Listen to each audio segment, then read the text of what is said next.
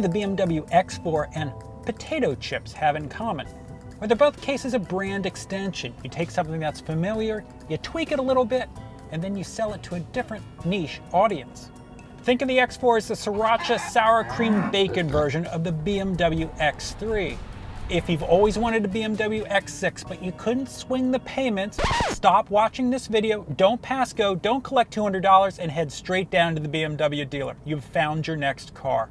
Now let's say you're a loyal, practical Consumer Reports reader. You have all your owner's manuals filed away just so. You always vacuum your refrigerator coils right on time.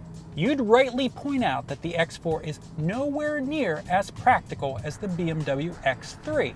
There's just enough headroom in the back for adults, and watch your head getting in. That sloping rear hatch really limits the size of big boxes that can fit inside. It also limits rear visibility out of the tiny crescent-shaped rear window. If any car should have a standard backup camera, it's this one. But it's not standard. It's a $700 option along with parking sensors. But let's say you're the kind of person who wants a BMW, but you want something different, something that stands out, something that isn't the company's normal sedan or SUV. Typically, you'd consider a 4 Series coupe, but instead, for the same price, the X4 gives you a lot more room, 2 more doors, and your bike easily fits in the back. Sure, the hatchback 3 Series Gran Turismo has very similar traits, but now it's just getting plain confusing. The X4 only comes with an automatic transmission. But this 8-speed transmission, it's fantastic, and you probably weren't going to get a stick shift 4 Series coupe anyway. BMW's rewarding traits remain here. This X4 xDrive 35i has BMW's 3-liter, 300 horsepower turbo inline 6. It's fast and smooth. This X4 press car has the $1,900 M Sport package.